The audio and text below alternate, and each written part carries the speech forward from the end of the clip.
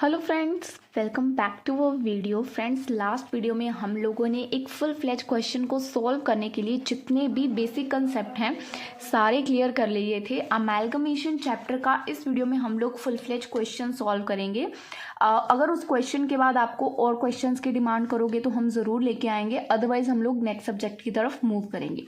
तो बेसिक जो भी इस चैप्टर का था वो लास्ट वीडियोज़ में हमने कवर किया है। इस वीडियो में मैं आपको एक फुल फ्लेज उसी मेथड की हेल्प से करके दिखाऊंगी क्वेश्चन को, सो दैट आपको पता लग जाए, आइडिया लग जाए कि क्वेश्चन को हमने कैसे सॉल्व करना है।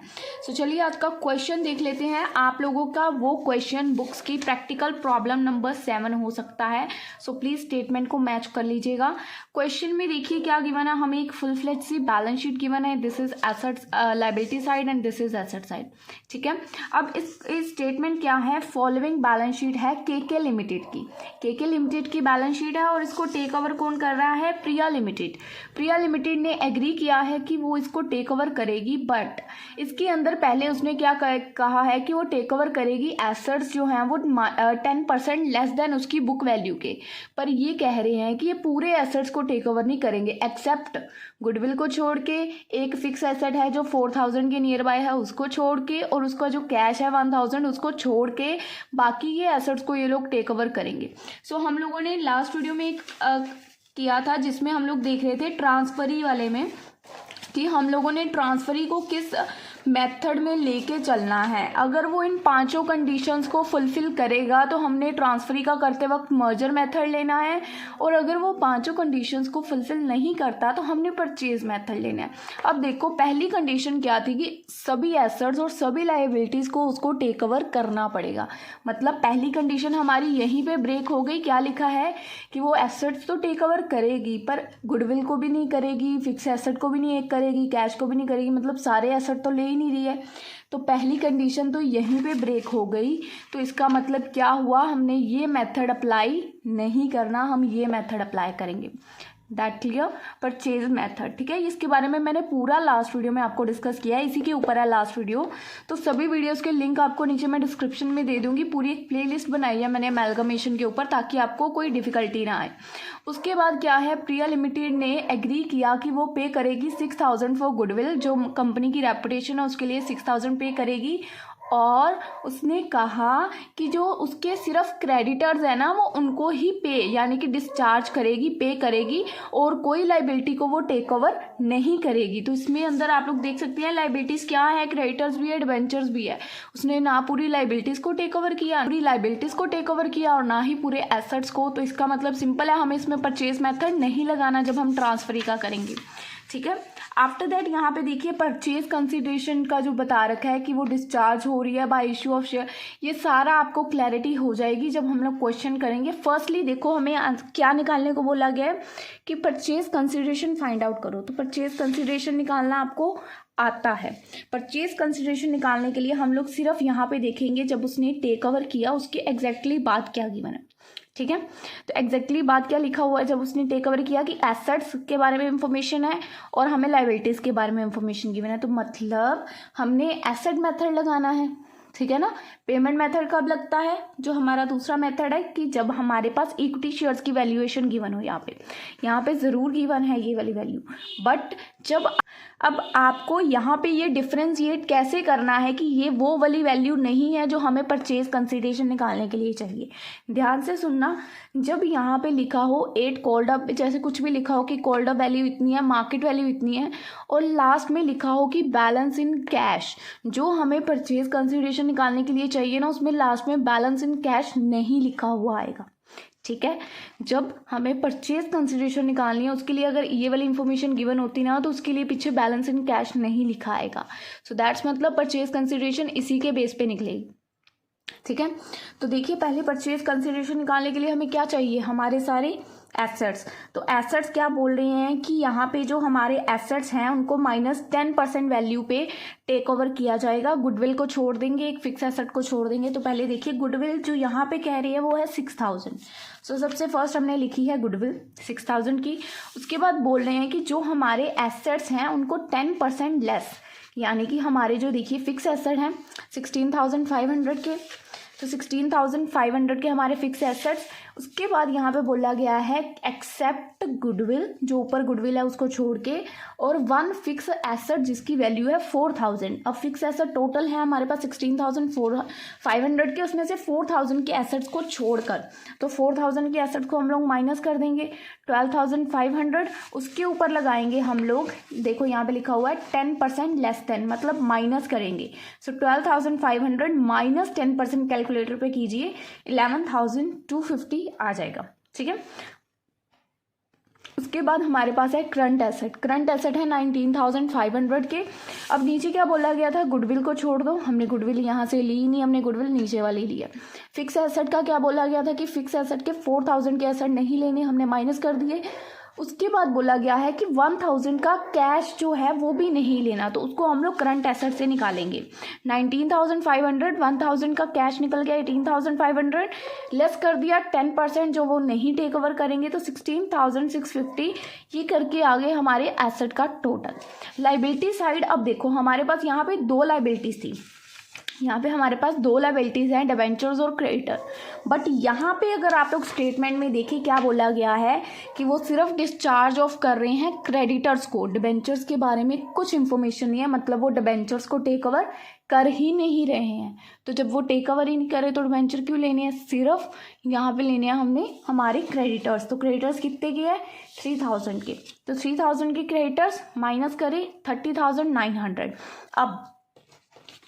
अब आप लोगों का परचेज कंसिडरेशन निकल आया। बट जब आप लोग इसको आगे रियलाइजेशंस अकाउंट बनाओगे तो आपको वहाँ पे इसको डिस्ट्रीब्यूट तो इक्विटी और प्रेफरेंस के बेसिस पे ही करना है ना, तो इसको अब आप लोग इक्विटी और प्रेफरेंस में कैसे लेके जाओगे। ठीक है, तो ये देखना है आपने। अब जब यहाँ पे ये चीज़ आपको दिखेगी ना, ये नीचे वाली जहाँ पे लिखा था कि बैलेंस इन कैश समथिंग, तो ये चीज़ इसके बाद यूज़ होगी आपकी परचेज कंसिडरेशन में। ओके, अब इसमें देखो परचेज कंसिडरेशन हमारा अमाउंट आ गया 30,900 का, देख सकते हो। ठीक है, अब इसको करना है हमने यहाँ पे discharge of purchase consideration was to be discharge by issue of 2000 shares issue कर रहे हैं, 10 रुपीज़ ईच थे, 8 कोल्ड अप वैल्यू थी, बट मार्केट वैल्यू कितनी है 15, 2000 इंटू 15 करके आएगा जो वैल्यू, वो है हमारी इक्विटी की। सो इक्विटी की वैल्यू आ गई 2000 इंटू 15 करके 30,000, टोटल परचेज कंसिडरेशन निकली थी 30,900। तो यहाँ पे क्या लिखा था, जो बैलेंस बच गया वो कैश, तो इस 30,000 माइनस 30,900, तो बैलेंस कितना बच गया 900, वो है हमारा कैश। तो ये आप लोगों का जो हमने जब आगे रियलाइजेशन ट्रांसफरर का अकाउंट बनाना है, यानी कि के लिमिटेड का जब हमने अकाउंट बनाना है, तो उसमें ये हमें बहुत हेल्प करेगा। हमें तभी पता चलेगा ना कि इक्विटी किसको कितनी दी गई, किसको कितना कैश दिया गया। तो ये चीज़ आपने ज़रूर करनी है, चाहे आप लोग एसेट वाला मेथड लगा रहे हो, बट उसको डिस्चार्ज आपको इसी बेसिस में करना है। Okay, that's clear. अब आफ्टर दैट आते हैं हम लोग हमारे ट्रांसफरर के ऊपर। अब बनाएंगे हम लोग हमारा, क्योंकि यहाँ पे देख सकते हैं गिव जर्नल परचेज कंसिडरेशन निकल गया, give journal entries in the both of the companies, मतलब दोनों की बुक्स में हमें जर्नल एंट्रीज शो करनी है। तो हम लोगों ने ट्रांसफर की जर्नल एंट्रीज कैसे देखी थी कि पहले हम लोग उसका रियलाइजेशन अकाउंट बनाएंगे, उसके बाद उसके इक्विटी शेयर होल्डर्स के अकाउंट्स बनाएंगे, फिर उसमें से हमारी जर्नल एंट्रीज डालनी ईजी हो जाएंगी। तो यहाँ पे देख सकते हैं रियलाइजेशन अकाउंट, बिल्कुल सिंपल बताऊंगी, आपको कंफ्यूज नहीं होना है। ठीक है, सिंपली पहले ये देखो, हमारे ये जितने भी एसेट है, ये एसेट है, कुछ इनमें चेंजेस नहीं करने, कुछ नहीं करना, सिर्फ इन एसेट्स में अगर आपको कहीं पे कोई कैश का बैलेंस, क्या कैश का बैलेंस अगर गिवन है तो उसको नहीं लेना, एक्सेप्ट उसको छोड़ के बाकी सब कुछ लेना। हमने नीचे जो भी कहा गया है यहाँ पे एडिशनल इन्फॉर्मेशन में, उसको बाद में कंसीडर करना है। रियलाइजेशन में आपको ये values as it is given है, एज इट इज लेनी है सिर्फ कैश को छोड़ के। तो गुडविल 4000 की गिवन थी, डाल दी। फिक्स एसेट 16,500 के, करंट एसेट में 1000 का कैश था, मैंने बोला कैश नहीं लेना है, उन्होंने बोला ना कैश इंक्लूड है, जो ऊपर बैलेंस शीट है उसमें देखो cash 1000 included in the balance sheet. ठीक है, तो हमें वहाँ पे कैश नहीं लेना, 1000 का कैश निकाल के 18,500 एसेट एज इट इज ले लिए। अब हमारी यहाँ पे लाइबिलिटीज क्या क्या है, चाहे उसने टेक ओवर की है चाहे नहीं की है, हमने लेनी है। डिवेंचर्स हैं 10,000 के और क्रेडिटर्स हैं 3,000 के, 10,000 और 3,000। I think it's clear. ये हो गया। उसके बाद हमारी जो परचेज कंसिडरेशन हमने निकाली थी, क्योंकि ये मैंने फॉर्मेट ना friends last to last video में जब हमने ट्रांसफ़र के बारे में डिस्कशन की थी तो उसमें बहुत अच्छे से क्लैरिफिकेशन दी हुई है इसकी।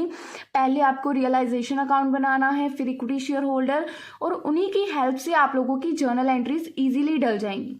तो ये मैं बार बार रिपीट नहीं करूँगी। अब हमने परचेज कंसिडरेशन यहाँ पर निकाल ली थी 30,900, तो उसको डाल देंगे। ठीक है, अब देखो, अब ध्यान से सुनना, जो एसेट्स उसने टेक ओवर कर लिए वो तो ठीक है, जो नहीं किए वो इधर आ जाएंगे। जो लाइबिलिटीज उसने टेक ओवर कर ली ठीक है, जो नहीं कर रहा वो हम करेंगे, उनको मतलब उनको हम पे आउट करेंगे। अब देखो, गुडविल उसने ली 6,000 में, छोड़ दो। फिक्स एसेट उसने सारे लिए, बट फिक्स एसेट कौन से लिए, नहीं लिए उसने जो यहाँ पे बोला गया है कि 1 फिक्स एसेट फॉर 4,000, जो वो टेक ओवर नहीं कर रहा है। तो उन फिक्स एसेट्स को हम खुद से सेल करेंगे। तो बाय बैंक लिख के फिक्स एसेट आ गए 4,000 के। ठीक है, उसके बाद लाइबिलिटीज में से जो हमारी लाइबिलिटी, यहाँ पे फिक्स एसेट ही थे सिर्फ एक, गुडविल नहीं ले रहा था बट 6,000 वाली उसने ले ली। आफ्टर दैट हमारी यहाँ पे लाइबिलिटीज उसने सिर्फ क्रेडिटर्स लिए, डिबेंचर्स तो नहीं वो टेक ओवर कर रहा, डिबेंचर्स को हम खुद से पे करेंगे। सो क्रेडिटर्स देखो यहाँ नहीं आए क्योंकि उसने वो टेक ओवर कर लिए, वो चले गए, बट डिबेंचर्स वो टेक ओवर नहीं कर रहा, वो नहीं पे कर रहा, उसको हमने पे करना है। तो टू बैंक डिबेंचर्स हमने पे किए 10,000 के, दिस इज अवर एक्सपेंसिव। ठीक है, अब उसके बाद यहाँ पे एक और इन्फॉर्मेशन लिखी हुई है कि हमने एक्सपेंसेस किए हैं। उसके बाद फ्रेंड्स यहाँ पे देखिए हमें एक और अमाउंट गिवन है, कॉस्ट ऑफ लिक्विडेशन अमाउंट। अगर तो स्पेसिफिकली लिखा हुआ है कि वो एक्सपेंसेस जो है ट्रांसफर ही कर रहा है तो हमने ट्रांसफर ही के लेने हैं। अगर कुछ नहीं लिखा तो हम इसको कंसीडर करेंगे कि ये ट्रांसफर कर रहा है। ठीक है, तो अगर कोई एक्सपेंसेस ट्रांसफर करता है तो ऑब्वियस है ये ट्रांसफर के बारे में बना रहे हैं, तो यहाँ पे बैंक एक्सपेंसेस आ जाएंगे 400 के। अब कौन से केस में आपने रियलाइजेशन की वैल्यूज तो डाल ली बट उसको होल्ड करके रखना है, जिस क्वेश्चन में आपको कहीं भी यहाँ पे प्रेफरेंस शेयर होल्डर दिख रहे हैं। क्या दिख रहे हैं, प्रेफरेंस शेयर होल्डर। अगर आपको प्रेफरेंस शेयर होल्डर देख रहे हैं तो आपको जब अकाउंट्स क्रिएट करने हैं ना तो पहले आपको रियलाइजेशन तो बनाना है। ठीक है, इसको प्लस माइनस करके इसकी वैल्यू नहीं निकालनी है, इसको क्लोज नहीं करना है। सबसे फर्स्ट नंबर पे आपके जो अकाउंट क्लोज होगा वो होगा प्रेफरेंस शेयर होल्डर का।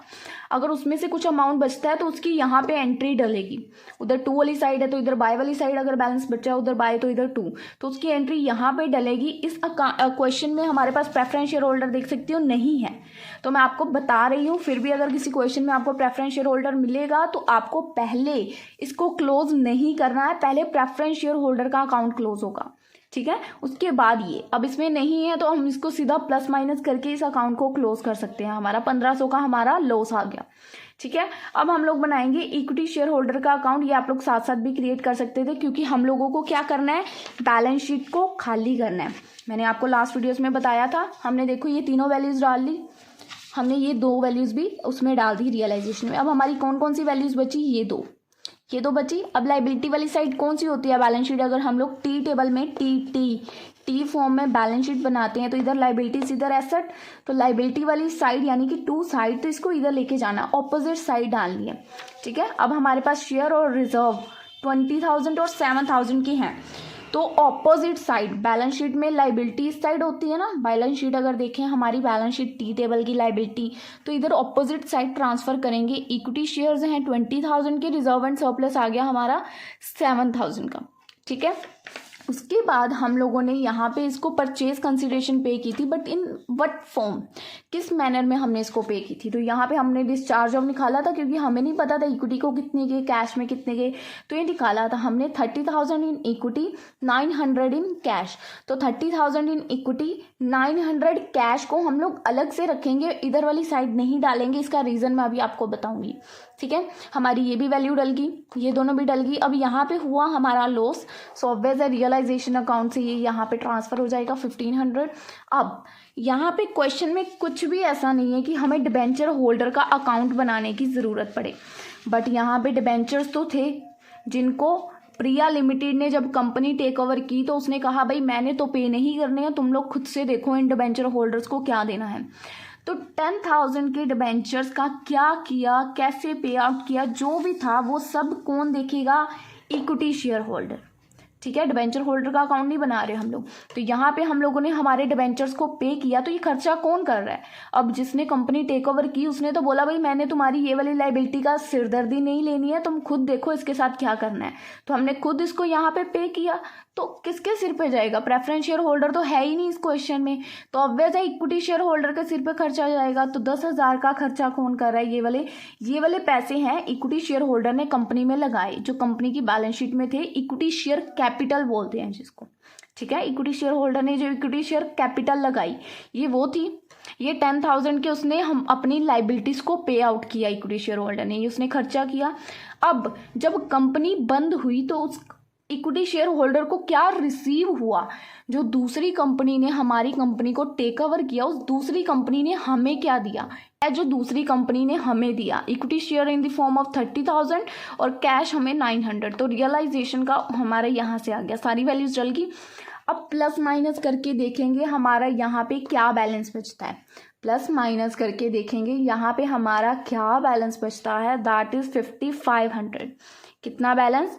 5500। अब इस 5500 के अंदर ये 900 इंक्लूड है। 5500 के अंदर ये 900 इंक्लूड है। जब आप लोगों ने परचेज कंसिडरेशन की कोई जर्नल एंट्री डालनी है तब आपने इसको 900 लेना है, पर जब आप लोगों ने फाइनल पेमेंट की जर्नल एंट्री डालोगे, फाइनल पेमेंट आपको जर्नल एंट्रीज में बताऊंगी, तब आप लोगों ने 5500 लेना है। अब देखते हैं हम लोग हमारी journal entries for more clarification. आ जाइए जी जर्नल एंट्रीज के ऊपर। पहले हमने बैलेंस शीट से क्या किया, सारे एसेट्स को ट्रांसफर किया। तो हमने रियलाइजेशन में सारे एसेट डाले, goodwill, fix asset, current asset, goodwill, fix asset, current asset, एक जर्नल एंट्री बन गई हमारी। ये 2 वाली साइड है, ठीक है। ये रियलाइजेशन का अगर अकाउंट देखें, ये बाय साइड है, ये 2 साइड है। तो 2 साइड, तो बाय साइड में अकाउंट का नेम, ठीक है, रियलाइजेशन का account, to goodwill, to fix asset, to current asset. First journal entry complete. Second हमने क्या किया, लाइबिलिटीज को ट्रांसफर किया। हमारे क्रेडिटर्स हो गए, डिवेंचर्स हो गए, तो वही जर्नल एंट्री है, क्रेडिटर्स की डाली है पहले। Creditors account to realization 3000। Okay. After that हमने क्या किया, इक्विटी शेयर कैपिटल की जो हमारी बैलेंस शीट देखनी है ना, हमने देखो हमारी बैलेंस शीट में हमने पहले एसेट खाली किए, फिर लाइबिलिटीज की, फिर उसके बाद इक्विटी शेयर्स को किया। तो इनको हमने कहाँ पे डाला था? इनको हमने यहाँ से लेके इक्विटी शेयर होल्डर के अकाउंट में डाला था।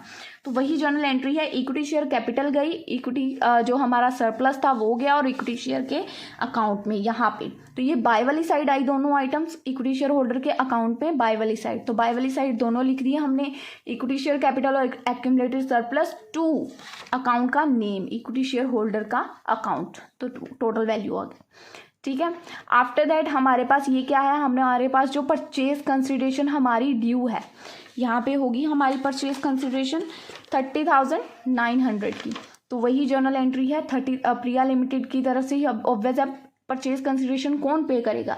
जो हमारी कंपनी को टेक ओवर कर रहा है। कौन टेक ओवर कर रहा है? प्रिया लिमिटेड। तो उसका नेम आएगा Priya limited account debit to realisation account. देख सकते हो ये बाय वाली साइड है, तो रियलाइजेशन 2 में चला जाएगा। अगर 2 वाली साइड है तो रियलाइजेशन बाय में चला जाएगा, ठीक है।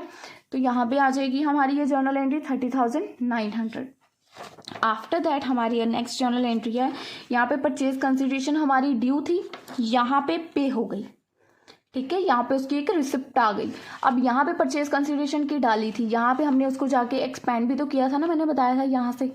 तो अब ये वाली है, ठीक है। अब यहाँ पे मैंने क्या बताया, जब परचेज कंसिडरेशन की जर्नल एंट्री डालोगे तो 900 अमाउंट लेना है, 55 नहीं लेना है, 900।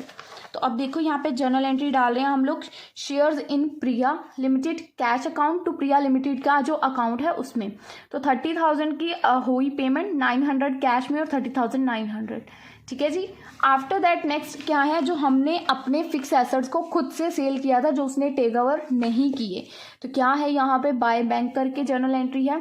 तो cash account debit to fix. Friends मेरी बात ध्यान से समझिएगा, ये जर्नल एंट्रीज मैंने पहले वीडियोस में बहुत अच्छे से समझाई हैं, इसलिए जल्दी जल्दी कर रहे हैं क्योंकि वीडियो की लेंथ देख सकते हो आप लोग काफ़ी हो चुकी है। सो आप लोगों का ज़्यादा टाइम नहीं लेना है मुझे, ठीक है। तो cash account to fix asset का जो रियलाइजेशन है जो रियलाइजेशन का अकाउंट है उसमें से डाली हमने। यहाँ पे इसको हम लोग कैश या बैंक लिख सकते हैं, मैंने यहाँ पे कैश लिखा है, यहाँ बैंक, सो कंफ्यूज नहीं होना है, सेम चीज़ है। यहाँ पे भी हम लोग बैंक लिख सकते हैं। कौन सी अकाउंट से आई? रियलाइजेशन के। सेल हो गए एसेट जो नहीं टेक ओवर किए थे, उसके बाद अगर कोई लाइबिलिटी है जिसको टेक ओवर नहीं किया, कौन सी थी?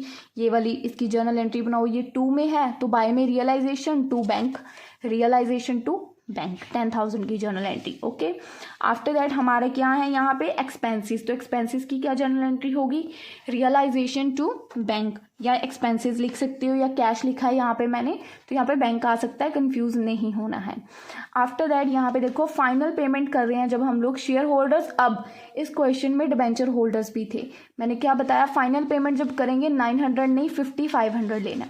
फाइनल ये पेमेंट हुई है ना इक्विटी शेयर होल्डर को, परचेज कंसिडरेशन ये पे किया है हमने, तो इक्विटी शेयर हमने पे किया 30,000 के शेयर्स, और उसके अलावा कैश जो पे हुआ वो 5500 का। डिबेंचर होल्डर्स को कितने पे हुए? 10,000।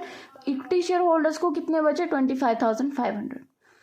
I hope it's that clear. देखिए जो हमारे शेयर्स हैं, देखो ये दोनों हैं 30,000 और 5500, ये हमारे इक्विटी शेयर होल्डर्स को रिसीव हुए हैं, और ये जो है इक्विटी शेयर होल्डर ने पे किए हैं, ठीक है, ये रिसीव हुए हैं, ये पे किए हैं, तो ये उसको जो उसके हैं ये उसको रिसीव हुए हैं दोनों, और ये डिबेंचर्स उसने पे किए, इन दोनों को माइनस करके क्या अमाउंट बचा वो एक्चुअल में उसको रिसीव हुआ है।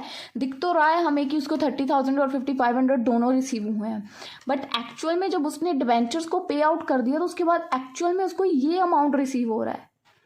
आई थिंक इट्स क्लियर कि हमें इतना अमाउंट, अब ये देखो ये 35,000 से अबव शो कर रहा है, क्या उसको इतना एक्चुअल में रिसीव हुआ है? नहीं हुआ है, उसको एक्चुअल में 25,500 रिसीव हुआ है, क्योंकि डिबेंचर्स भी तो उसने पे किए हैं, ठीक है। तो debenture holders is the part of the company, तो इनकी जर्नल एंट्रीज को हम लोग सकते हैं, इसको कंसीडर करना है। उसके बाद लास्ट जर्नल एंट्री है हमारी कि अगर हमें जो रियलाइजेशन में 1500 का लॉस हुआ था तो उसकी जर्नल एंट्री डलेगी। सिंपल है बिल्कुल, मैं दिखा देती हूँ। यहाँ पे देखो लॉस हुआ है तो बाय वाली साइड है, तो लॉस इक्विटी शेयर होल्डर लिख सकती हूँ यहाँ पे, equity share holder account to realization, तो 1500 का हुआ हमें लॉस। तो ये सिंपल सा हो गया जर्नल एंट्री। अब आती है हमारी बारी भाई ट्रांसफरी की, यानी कि प्रिया लिमिटेड। प्रिया लिमिटेड का सबसे पहला काम परचेज कंसिडरेशन को पे करना, तो उसकी पहली जर्नल एंट्री होती है कि परचेज कंसिडरेशन ड्यू है, तो business purchase account to liquidator of KK limited. कितने की परचेज कंसिडरेशन थी? 30,900। सेकेंडली प्रिया लिमिटेड ने क्या किया? एसेट्स और लाइबिलिटीज को टेक ओवर किया। अब यहाँ पे सारे एसेट्स और सारी लाइबिलिटीज तो नहीं लेंगे क्योंकि प्रिया लिमिटेड ने टेक ओवर ही नहीं किए, तो उसने क्या क्या लिया? उसने गुडविल ली 6,000 की। क्वेश्चन की स्टेटमेंट कहाँ गई भाई? ये देखो, उसने गुडविल ली हमारी 6,000 की और एसेट लिए लेस देन 10% पे, तो वैसे ही वैल्यूज़ लेनी है। गुडविल 6,000 की, जो हमारे फिक्स एसेट है उसमें से 10% माइनस कर देना, और करंट एसेट से भी। उसके बाद उसने जो लाइबिलिटीज़ ली हैं, क्रेडिटर्स लिए हैं उसने वो 3,000 के, और बिजनेस परचेज जो पे की 30,900 की। अब इसमें गुडविल ऑटोमेटिकली आ चुकी है, ठीक है। तो गुडविल का आप लोग कंफ्यूज मत हो जाना, प्लस माइनस करेंगे तो बैलेंस सेम हो जाएगा। अगर गुडविल नहीं डालते तो प्लस माइनस करोगे तो 6,000 का डिफरेंस आएगा, तो उसको गुडविल कंसीडर कर सकते हैं। अब यहाँ पे एसेट और लाइबिलिटीज भी टेक ओवर होगी। अब परचेज कंसिडरेशन यहाँ ड्यू थी तो यहाँ पे कर देंगे भाई, पे कर दो भाई। लिक्विडेटर ऑफ केके लिमिटेड, पुरानी कंपनी जो थी केके लिमिटेड, प्रिया लिमिटेड ने उसको पे कर दिए। अब यहाँ पे आपको देखना है कि उसको पेमेंट कैसे हो रही है। शेयर कैपिटल, अब देखो यहाँ पे जब आपको पेमेंट करनी है ना, उसको इलेबोरेट कर देना है। इलेबोरेट, जैसे हम लोगों ने पीछे देखा कि इक्विटी शेयर होल्डर को 30,000 दे रहे थे और इन 900 इन कैश फॉर्म, तो यहाँ पे कैश फॉर्म में, बैंक फॉर्म में 900 है, ठीक है, बट यहाँ पे आपको सिक्योरिटी प्रीमियम की भी जर्नल एंट्री शो करनी है परचेज कंसिडरेशन की पेमेंट के टाइम पे। वो कैसे करोगे? देखो 2,000 के आपके शेयर्स हैं, जितनी कॉल्ड अप वैल्यू है वो है इक्विटी शेयर होल्डर की। उसके अलावा उन दोनों के बीच में 8 और 15 के बीच में जो डिफरेंस है, यानी कि कॉल्ड अप वैल्यू और मार्केट प्राइस के बीच में जो डिफरेंस है, that is our security premium amount. 15 और 8 के बीच का डिफरेंस है 7, सो 2,000 इंटू 8 पे होंगे इक्विटी शेयर होल्डर्स को, और 2,000 इंटू जो इनका डिफरेंस है दैट इज 7, वो जाएंगे सिक्योरिटी प्रीमियम को। सो आई थिंक इट्स क्लियर। तो आपको ये जब ट्रांसफरी के अकाउंट में एंट्री डालनी है तो थोड़ा इसको इलेबोरेट करना है। ठीक है। So that's all about today's question. Journal entries भी हो गई। सो फ्रेंड्स देखिए, ये चैप्टर की काफ़ी वीडियोस बन चुकी हैं, बट अगर आपको अभी भी कंसेप्ट्स में क्लैरिटी नहीं है सो प्लीज़ कमेंट सेक्शन में बताइए, इसकी 1-2 वीडियोस और ले आऊँगी। बट अगर कंसेप्ट क्लियर है सो प्लीज़ मुझे बताइए, सो दैट मैं अगला चैप्टर या कोई अगला सब्जेक्ट पिकअप करूँ, क्योंकि बहुत सारे बच्चों की डिमांड है कोर्स मैनेजमेंट स्टार्ट करो, और भी सब्जेक्ट्स हैं 6 सेम के, तो मुझे वो भी करवाने हैं। सो प्लीज़ मुझे बताओ कि इसके ऊपर और वीडियोस लाऊं या ना लाऊं, सो दैट मैं आगे अपना और वर्क कर पाऊँ। सो आई होप सो आप लोगों को वीडियो समझ आई है। अगर कुछ भी डाउट है तो कमेंट सेक्शन में ज़रूर बताइए।